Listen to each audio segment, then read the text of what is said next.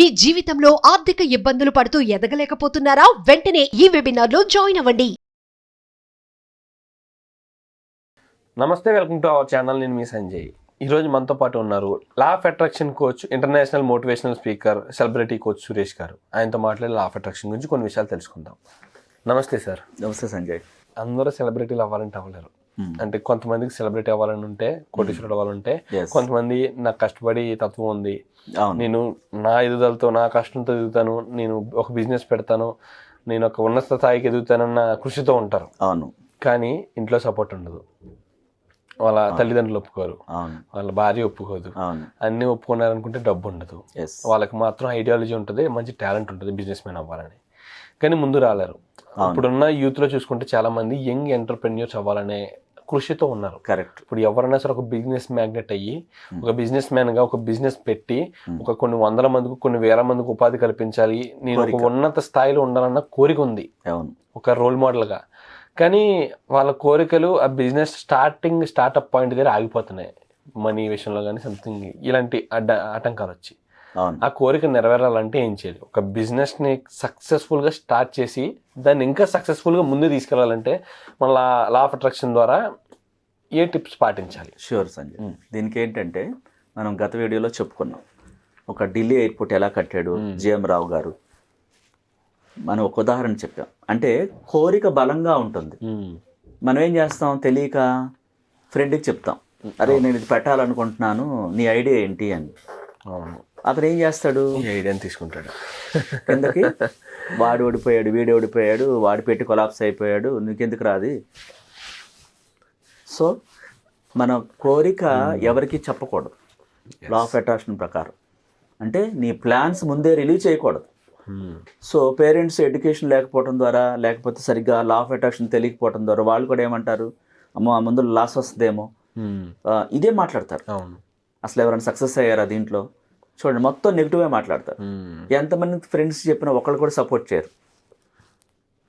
ఇక్కడ ఏమవుతుంది, ఫస్టే మనం నెగిటివ్ని మైండ్లోకి నింపుకుంటున్నాం, అది లాస్ వస్తుంది, అసలు పెట్టడమే కరెక్ట్ కాదు. సో అలా అనుకుంటే మరి ఏ రూపాయి పెట్టుబడి పెట్టకుండా జిఎం రావు గారు ఢిల్లీ ఎయిర్పోర్ట్ నిర్మించడం జరిగింది.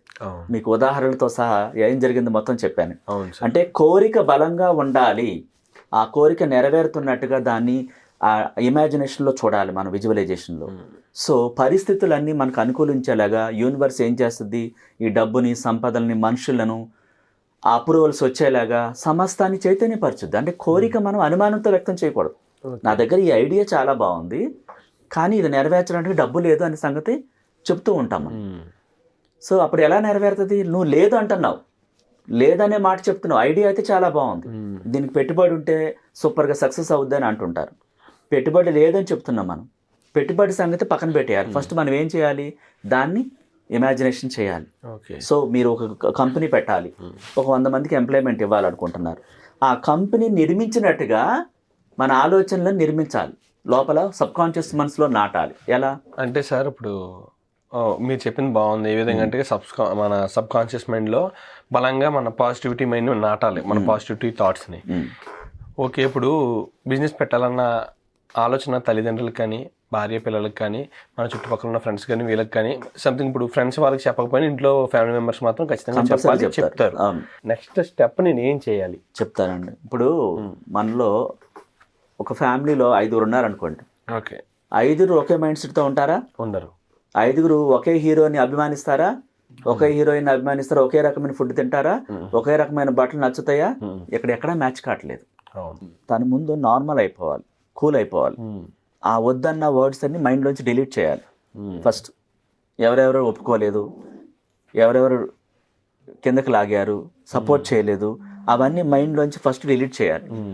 డిలీట్ చేసి తను ఒక ప్రశాంతంగా ప్రతి రాత్రి నిద్రపోయేటప్పుడు విజువలైజేషన్ చేసుకోవాలి. నైట్ పడుకుంటారు కదా, పడుకున్నప్పుడు ఈ మాటలన్నీ మైండ్లోంచి డిలీట్ అయిపోవాలి. నేను హృదయం మీద 2 చేతులు ఉంచి, నేను తెలిసి తెలియక చేసిన అన్ని తప్పులకు క్షమాపణ చెప్తున్నాను, నా పట్ల ఎవరైనా తప్పుగా ప్రవర్తించినా ప్రతి ఒక్కరిని నేను క్షమిస్తున్నాను, నన్ను నేను క్షమించుకుంటున్నాను, థ్యాంక్ యూ యూనివర్స్ చెప్పి ఆ హృదయాన్ని క్లీన్ చేసేయాలి ప్రతి రాత్రి. ఆ క్లీన్ చేసేసినప్పుడు ఆ హృదయంలో ఏమి నాటాలి, ఈ సబ్కాన్షియస్ మనసులో ఈ కంపెనీకి సంబంధించినటువంటి, మీ దగ్గర ఆ రూట్ మ్యాప్ ఉంది, మొత్తం పాలసీ ఉంది, విలువైనటువంటి కంపెనీ డీటెయిల్స్ ఉన్నాయి, అవి నాటాలి చాలా ఇష్టంగా, రిలాక్స్ అయిపోయి. ఇదేది కూడా మళ్ళీ గుర్తు రాకూడదు, మొత్తం సమాధి చేయాలి ఆలోచనలన్నీ కూడా చేసి చాలా ప్రశాంతమైన స్థితిలో విజువలైజేషన్ నిద్ర పట్టేదాకా ఆ కంపెనీ ఆ ఫ్రేమ్స్ అన్ని ఆ విజువలైజేషన్లో చూడాలి. ఎంప్లాయ్మెంట్ పనిచేస్తున్నట్టుగా, లాభాల బాటలోకి వెళ్తున్నట్టుగా, కంపెనీ స్ట్రక్చర్తో సహా మీ దగ్గర ప్లాన్ ఉంది, అదంతా ఇంప్లిమెంట్ చేస్తున్నట్టుగా, సక్సెస్ఫుల్గా అది రన్ అవుతున్నట్టుగా దాన్ని మాత్రమే చూడాలి. అప్పుడు ఆకర్షణ సిద్ధాంతం ఏం చేస్తుంది, ఎవరో ఒకడు వచ్చి మీ దగ్గర పెట్టుబడి పెట్టి ఆ ప్లాన్కి నేను పెట్టుబడి పెడతాను, ప్లస్ ఇద్దరు పార్ట్నర్షిప్గా చేద్దామని కూడా అవకాశం వస్తుంది. డబ్బు మీ దగ్గర లేదు, ఆలోచన మీ దగ్గర ఉంది, ఐడియా ఉంది, వేరే వ్యక్తి వచ్చి పెట్టుబడి పెడతాడు. మీరేం పెట్టవసరంలా, తనే ఐడియా మీది కదా, మీరే ఓనర్గా ఉంటారు, మొత్తం మీరే చూసుకోండి, నేను పెట్టుబడి పెడతాను, ఇద్దరం లాభాలు తీసుకుందాం. ఇట్లా మిరాకిల్స్ ఎలా అయినా జరుగుతాయి. మన ఆలోచనని ఇంప్లిమెంట్ చేయటమే మన పని. ఆ విత్తనాలు నాటటమే సబ్ కాన్షియస్ మనసులో చేయాలి. చాలా మంది ముందు మనీ కోసం ఆలోచిస్తారు, లోన్ కోసం వెళ్తారు, ఎవరిని అడగాలంటారు, అక్కడితో అది కొలాప్స్ అవుతుంది.